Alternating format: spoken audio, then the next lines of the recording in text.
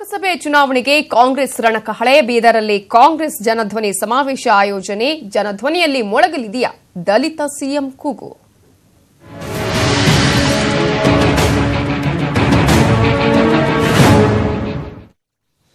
ಲೋಕಸಭೆ ಚುನಾವಣೆಗೆ ಕರ್ನಾಟಕದಿಂದಲೇ ಕಾಂಗ್ರೆಸ್ ರಣಕಹಳೆ ಮೊಳಗಿಸಲಿದೆ.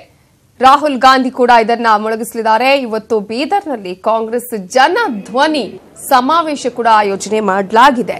ಇನ್ನು ಕೆಲವೇ ಹೊತ್ತಿನಲ್ಲಿ ರಾಹುಲ್ ಗಾಂಧಿ ಬೀದರ್ಗೆ ಆಗಮಿಸಲಿದ್ದಾರೆ. ನಗರದ ನೆಹರು ಮೈದಾನದಲ್ಲಿ ಸಮಾವೇಶ ಆಯೋಜನೆ ಮಾಡಲಾಗಿದ್ದು ಕಾರ್ಯಕರ್ತರು ಜಮಾಯಿಸುತ್ತಿದ್ದಾರೆ. ರಾಹುಲ್ ಆಗಮನ ಹಿನ್ನೆಲೆಯಲ್ಲಿ ನಗರದಾದ್ಯಂತ ಬಿಗಿ ಭದ್ರತೆಯನ್ನ ಕೈಗೊಳ್ಳಲಾಗಿದೆ.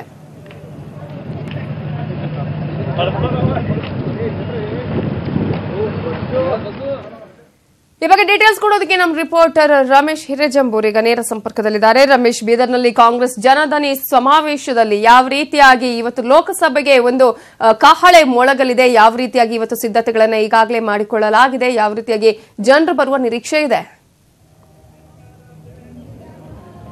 ನವಿತಾ ಜನ ಈ ಹೈದರಾಬಾದ್ ಕರ್ನಾಟಕ ಮತ್ತು ಉತ್ತರ ಕರ್ನಾಟಕ ಭಾಗದಲ್ಲಿ ಕಾಂಗ್ರೆಸ್ನ ಪಾರುಪತ್ಯವನ್ನು ಮೆರೆಯಬೇಕು ಈ ಬರುವಂತಹ ಲೋಕಸಭಾ ಚುನಾವಣೆಯಲ್ಲಿ ಎನ್ನುವ ಹಿನ್ನೆಲೆಯಲ್ಲಿ ಕಾಂಗ್ರೆಸ್ ಪಕ್ಷ ಬೀದರ್ನಿಂದಲೇ ರಣಕಹಳೆಯನ್ನ ಮೊಳಗಿಸಲಿಕ್ಕೆ ಈಗಾಗಲೇ ವೇದಿಕೆಯನ್ನು ಸಿದ್ಧಗೊಳಿಸಿದೆ. ಜನಧ್ವನಿ ಎನ್ನುವಂತಹ ಹೆಸರಿನಲ್ಲಿ ಇವತ್ತು ನಡೀತಾ ಇರುವಂತಹ ಸಮಾವೇಶ ಅತ್ಯಂತ ಮಹತ್ವದ್ದು ಅಂತ ಹೇಳ್ಬೋದು. ಲೋಕಸಭಾ ಚುನಾವಣೆಯ ಹಿನ್ನೆಲೆಯಲ್ಲಿ ನೀವು ನೋಡ್ತಾ ಇರಬಹುದು. ಹಾಗೆ ಹಿಂಭಾಗದಲ್ಲಿ ಇರತಕ್ಕಂಥ ಒಂದು ಬೃಹತ್ ವೇದಿಕೆಯಲ್ಲಿ ಅತ್ಯಂತ ವಿಶಾಲವಾದಂತಹ ಒಂದು ವೇದಿಕೆಯನ್ನು ಸಿದ್ಧಪಡಿಸಿರುವಂತದ್ದು ಜನಧ್ವನಿ ರ್ಯಾಲಿ ಎನ್ನುವಂತಹ ಹೆಸರಿನಲ್ಲಿ. ಜೊತೆಗೆ ರಾಹುಲ್ ಗಾಂಧಿ ಅವರಿಗೆ ಇವತ್ತು ಅಭಿನಂದನೆ ಸಮಾರಂಭವನ್ನು ಸಲ್ಲಿಸುವುದರ ಮೂಲಕ ಹೈದರಾಬಾದ್ ಕರ್ನಾಟಕದಲ್ಲಿ ಚುನಾವಣೆಗೆ ಒಂದು ರಣಕಹಳೆಯನ್ನು ಊದಿಸಲಿಕ್ಕೆ ಈಗಾಗಲೇ ವೇದಿಕೆ ಸಿದ್ಧಗೊಂಡಿರುವಂತದ್ದು. ಈಗಾಗಲೇ ನೀವು ನೋಡ್ತಾ ಇರುವ ಹಾಗೆ ಎಂಬಿ ಪಾಟೀಲ್ ಇರಬಹುದು, ಶರಣ್ ಪ್ರಕಾಶ್ ಪಾಟೀಲ್ ಇರಬಹುದು, ಹಾಗೆ ಈಶ್ವರ್ ಖಂಡ್ರೆ ಸೇರಿದಂತೆ ಹಲವು ನಾಯಕರು ಈಗಾಗಲೇ ವೇದಿಕೆಯನ್ನ ಅಲಂಕರಿಸಿದ್ದಾರೆ. ಇನ್ನು ಸುಮಾರು 12 ಗಂಟೆಗೆ ಇಲ್ಲಿಗೆ ಸರಿಯಾಗಿ ರಾಹುಲ್ ಗಾಂಧಿ ಅವರು ಆಗಮಿಸ್ತಾರೆ. ಹಿಂಭಾಗದಲ್ಲೂ ಕೂಡ ಅದನ್ನ ಸಾರ್ವಜನಿಕರಿಗೆ ಈಗಾಗಲೇ ಬರುವಂತ ಕೆಲಸವನ್ನು ಮಾಡ್ತಾ ಇರುವಂತದ್ದು. ಸೊ ಅವರನ್ನು ತೋರಿಸುವಂತಹ ಪ್ರಯತ್ನವನ್ನ ಮಾಡ್ತಾ ಇದ್ದೀವಿ. ಹಿಂಭಾಗದಲ್ಲಿ ಸಾಕಷ್ಟು ಸಂಖ್ಯೆಯಲ್ಲಿ ಕಾರ್ಯಕರ್ತರು ಈಗಾಗಲೇ ಆಗಮಿಸಿದ್ದಾರೆ. ಪ್ರತಿಯೊಂದನ್ನು ಕೂಡ ಏನು ಇರ್ತಕ್ಕಂಥ SPG ಇರ್ಬೋದು, ಪೊಲೀಸ್ ಇರ್ಬೋದು, ಅವರೆಲ್ಲರೂ ಕೂಡ ಚೆಕ್ ಮಾಡಿ ಅವರನ್ನ ಒಳಗಡೆ ಬಿಡ್ತಾ ಇರುವಂತದ್ದು. ಸುಮಾರು 15 LCDಗಳನ್ನ ವ್ಯವಸ್ಥೆ ಮಾಡಿದ್ರು ಕೂಡ ಇಲ್ಲಿ ಬರುವಂತ ಎಲ್ಲರನ್ನು ಕೂಡ ಚೆಕ್ ಮಾಡಿ ಅವರೆಲ್ಲರೂ ಕೂಡ ಇಲ್ಲಿ ಸುಮಾರು 25,000 ಆಸನದ ವ್ಯವಸ್ಥೆಯನ್ನ ಮಾಡಿರುವ ಹಿನ್ನೆಲೆಯಲ್ಲಿ ಅವರೆಲ್ಲರೂ ಕೂಡ ಕೂರ್ಲಿಕ್ಕೆ ಬೇಕಾದಂತ ವ್ಯವಸ್ಥೆ ಒಂದ್ ಕಡೆ ಆದ್ರೆ ಮತ್ತೊಂದು ಕಡೆಯಲ್ಲಿ ಮಳೆ ಬಂದರೂ ಕೂಡ ಯಾವುದೇ ಕಾರಣಕ್ಕೂ ಕಾರ್ಯಕ್ರಮಕ್ಕೆ ಅಡ್ಡಿ ಆಗಬಾರದು ಅನ್ನೋ ಕಾರಣಕ್ಕಾಗಿ ಒಂದು ಬೃಹತ್ ಪೆಂಡಾಲ್ ಅನ್ನು ಹಾಕಲಾಗಿದೆ. ಸೊ ಆ ಪೆಂಡಾಲ್ ನಲ್ಲಿ ಇಡೀ ಕಾರ್ಯಕ್ರಮ ಸುಸೂತ್ರವಾಗಿ ನಡೆಯಬೇಕು ಅನ್ನೋ ಕಾರಣಕ್ಕಾಗಿ ಎಲ್ಲ ವೇದಿಕೆಯನ್ನ ಸಿದ್ಧಗೊಳಿಸಿರುವಂತದ್ದು.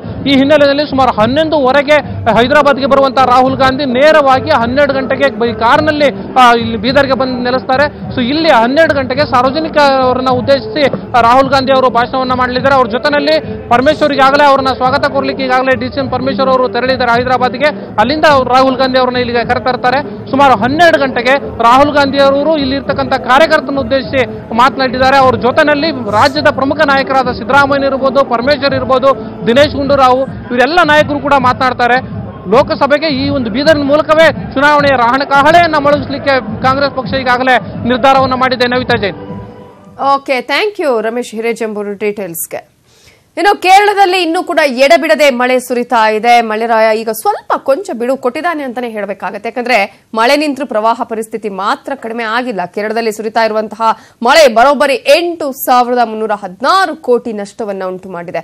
ಇಲ್ಲಿವರೆಗೂ ಪ್ರವಾಹ ಪೀಡಿತ ಪ್ರದೇಶದಿಂದ ಒಟ್ಟು 60,000 ಜನರನ್ನ ರಕ್ಷಣೆ ಮಾಡಲಾಗಿದೆ. 1,500 ಮನೆಗಳಿಗೆ ಒಟ್ಟಾರೆ ಹಾನಿಯಾಗಿದ್ದು 101 ಮನೆಗಳು ಸಂಪೂರ್ಣವಾಗಿ ಮಳೆಯಲ್ಲಿ ಕೊಚ್ಚಿ ಹೋಗಿದೆ. ಮದ್ರಾಸ್ ರೆಜಿಮೆಂಟ್, ವಾಯುಸೇನೆ, NDRF ರಕ್ಷಣಾ ಪಡೆ ಕಾರ್ಯವನ್ನ ಈಗಾಗಲೇ ರಕ್ಷಣಾ ಕಾರ್ಯ ನಡೆಸ್ತಾ ಇದೆ. ಜನರಿಗೆ ಎಚ್ಚರಿಕೆ ಅಂತ ಇರುವಂತಹ ಸೂಚನೆಯನ್ನು ಕೂಡ ಈಗಾಗಲೇ ನೀಡಲಾಗಿದೆ. ಈ ನಡುವೆ ಕೇರಳದ 16 ಜಿಲ್ಲೆಗಳು ಒಳಗೊಂಡಂತೆ ಕರ್ನಾಟಕದ, ತಮಿಳುನಾಡು ರಾಜ್ಯಗಳಲ್ಲಿ ಕೂಡ ಮುಂದಿನ 3 ದಿನಗಳ ಕಾಲ ಭಾರೀ ಮಳೆಯಾಗಲಿದೆ ಅಂತ ಕೇಂದ್ರ ಹವಾಮಾನ ಇಲಾಖೆ ರೆಡ್ ಅಲರ್ಟ್ ಘೋಷಣೆ ಮಾಡಿದೆ. ಇನ್ನು ಕೊಡಗಲ್ಲಿ ಮಹಾಮಳೆಯ ಅಬ್ಬರಕ್ಕೆ ಅಂತ್ಯಕ್ರಿಯೆಗೆ ಪರದಾಟ ಮಾಡಬೇಕಾದಂತಹ ಪರಿಸ್ಥಿತಿ ನಿರ್ಮಾಣ ಆಗಿದೆ. ಊರಿಗೆ ಮೃತದೇಹವನ್ನು ಕೊಂಡೊಯ್ಯೋದಕ್ಕೆ ಜನ ಪರದಾಟವನ್ನು ಮಾಡಿದ್ರು. ಸೇತುವೆ ಮುಳುಗಡೆ ಹಿನ್ನೆಲೆಯಲ್ಲಿ ನೀರಲ್ಲೇ ಶವ ಕೊಂಡೋಗಿದ್ದಾರೆ ಅಲ್ಲಿನ ಜನ. ಮಡಿಕೇರಿ ಸಮೀಪದ 1ನೇ ಮೊಣ್ಣಂಗೇರಿ ಗ್ರಾಮದಲ್ಲಿ ಘಟನೆ ನಡೆದಿದ್ದು ಸೇತುವೆ ಮುಳುಗಡೆಯಿಂದ ಗ್ರಾಮಕ್ಕೆ ಆಂಬ್ಯುಲೆನ್ಸ್ ಕೂಡ ತೆರಳಿಲ್ಲ. ಅನಾರೋಗ್ಯದಿಂದ ಮೃತಪಟ್ಟಿದ್ರು ಅಚ್ಚಪಟ್ಟಿರ ಮಾಚಪ್ಪ ಅಂತ ಹೇಳಿ. ಆದ್ರೆ ಅಚ್ಚಪಟ್ಟಿರ ಮಾಚಮ್ಮ ಅವರ ಒಂದು ಶವವನ್ನ ಸಾಗಿಸೋದಕ್ಕೆ ಒಂದ್ ಕಡೆ ಆಂಬ್ಯುಲೆನ್ಸ್ ಇಲ್ಲ, ಇನ್ನೊಂದ್ ಕಡೆ ಸೇತುವೆ ಕೂಡ ಮುಳುಗಡೆಯಾಗಿದೆ. ಈ ಹಿನ್ನೆಲೆಯಲ್ಲಿ ಜನ ಅಲ್ಲಿನ ಗ್ರಾಮಸ್ಥರಾಗಿರ್ಬೋದು, ಅವರ ಕುಟುಂಬಸ್ಥರು ನೀರಿನ ಮಧ್ಯೆನೇ ಶವ ಸಾಗಾಟ ಮಾಡಬೇಕಾದಂತಹ ಪರಿಸ್ಥಿತಿ ನಿರ್ಮಾಣ ಆಗಿದೆ. ಇವೆಲ್ಲವೂ ಕೂಡ ಮಹಾಮಳೆಯ ಅಬ್ಬರದಿಂದಾಗಿ ನಡೆದಿರುವಂತದ್ದು, ಕೊಡಗಲ್ಲಿ ನಡೆದಿರುವಂತಹ ಘಟನೆ.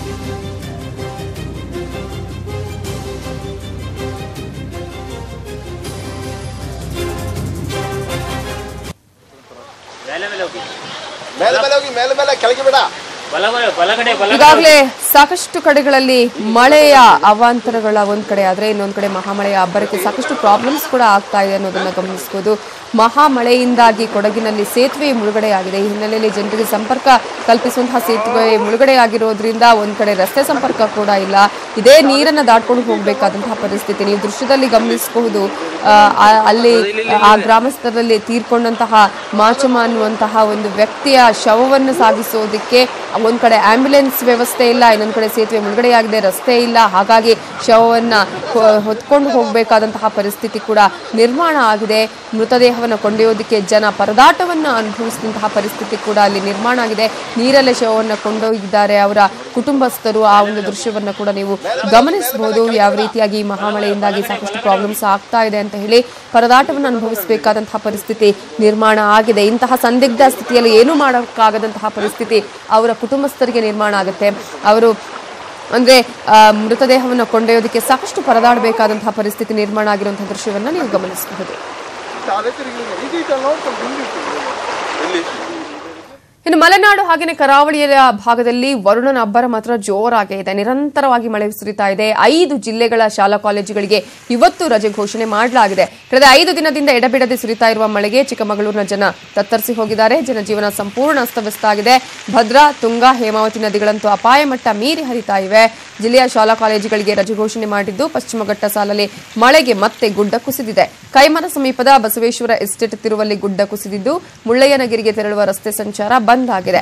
ಇತ್ತ ಕರಾವಳಿಯ ಭಾಗದಲ್ಲಿ ಬಿರುಗಾಳಿ ಸಹಿತ ಭಾರಿ ಮಳೆಯಾಗ್ತಾ ಇದೆ. ಈ ಹಿನ್ನೆಲೆಯಲ್ಲಿ ದಕ್ಷಿಣ ಕನ್ನಡದಲ್ಲೂ ಕೂಡ ಎಲ್ಲಾ ಶಾಲಾ ಕಾಲೇಜುಗಳಿಗೆ ರಜೆ ಘೋಷಣೆ ಮಾಡಲಾಗಿದೆ. ಕೊಡಗು ಜಿಲ್ಲೆಯಲ್ಲೂ ಕೂಡ ಮಳೆಗೆ ಜನರು ನಲುಗಿ ಹೋಗಿದ್ದಾರೆ. ಇನ್ನು ಇವತ್ತು ಮತ್ತು ನಾಳೆ ಜಿಲ್ಲೆಯಲ್ಲಿ ಭಾರಿ ಮಳೆಯಾಗುವ ಸಾಧ್ಯತೆ ಇದ್ದು ಮುನ್ನೆಚ್ಚರಿಕಾ ಕ್ರಮವಾಗಿ ಜಿಲ್ಲಾಡಳಿತ ಇಲ್ಲೂ ಕೂಡ ಶಾಲಾ ಕಾಲೇಜುಗಳಿಗೆ ರಜೆ ಕೊಟ್ಟಿದೆ. ಅಲ್ಲದೆ ಶಿವಮೊಗ್ಗ ಮತ್ತು ಉಡುಪಿ ಜಿಲ್ಲೆಯಲ್ಲೂ ಕೂಡ ಹೆಚ್ಚು ಮಳೆಯಾಗ್ತಾ ಇದ್ದು ಜಿಲ್ಲಾಡಳಿತ ಇಲ್ಲೂ ಶಾಲಾ ಕಾಲೇಜಿಗೆ ರಜೆ ಘೋಷಣೆ ಮಾಡಿದೆ. ಪ್ರವಾಸಿಗರು ಸಾರ್ವಜನಿಕರು ಎಚ್ಚರದಿಂದ ಇರಬೇಕು ಅನ್ನುವಂತಹ ಸೂಚನೆಯನ್ನ ಎಲ್ಲಾ ಜಿಲ್ಲಾಡಳಿತಗಳು ಕೂಡ ನೀಡಿವೆ.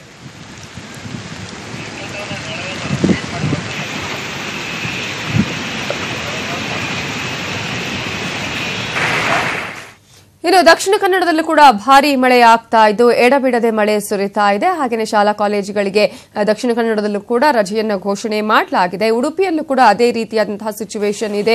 ಇಲ್ಲೂ ಕೂಡ ಭಾರಿ ಬಿರುಗಾಳಿ ಸಹಿತ ಮಳೆ ಬರ್ತಾ ಇದ್ದು ಜನಜೀವನ ಅಸ್ತವ್ಯಸ್ತ ಆಗಿದೆ. ಎಡಬಿಡದೆ ಮಳೆ ಸುರಿತಾ ಇದೆ. ಉಡುಪಿಯಲ್ಲೂ ಕೂಡ ಶಾಲಾ ಕಾಲೇಜುಗಳಿಗೆ ಜಿಲ್ಲಾಧಿಕಾರಿಗಳು ರಜೆಯನ್ನು ಘೋಷಣೆ ಮಾಡಿದ್ದಾರೆ. ಹಾಗೆಯೇ ಯಾರು ಕೂಡ ಮೀನುಗಾರರಿಗೆ ಅಪಾಯ ಇರುವಂತಹ ನಿಟ್ಟಿನಲ್ಲಿ ಸಮುದ್ರಕ್ಕೆ ಇಳಿಬಾರದು ಅನ್ನುವಂತಹ ಎಚ್ಚರಿಕೆಯನ್ನು ಕೂಡ ನೀಡಲಾಗಿದೆ. ಆದಷ್ಟು ಸಾರ್ವಜನಿಕರು ಪ್ರವಾಸಿಗರು ಎಚ್ಚರಿಕೆಯಿಂದ ಇರಬೇಕು ಅನ್ನುವಂತಹ ಸೂಚನೆಯನ್ನ ಈಗಾಗಲೇ ದಕ್ಷಿಣ ಕನ್ನಡದಲ್ಲಿ ಮತ್ತು ಉಡುಪಿಯಲ್ಲಿ ನೀಡಲಾಗಿದೆ. ಎಡಬಿಡದೆ ಮಳೆ ಸುರಿತಾ ಇದೆ. ಇನ್ನೂ 2 ದಿನಗಳ ಕಾಲ ಮಳೆ ಬರುವಂತಹ ಚಾನ್ಸಸ್ ಇದೆ ಅಂತ ಹೇಳಿ ಹವಾಮಾನ ಇಲಾಖೆ ಸೂಚನೆಯನ್ನು ಕೂಡ ಕೊಟ್ಟಿದೆ.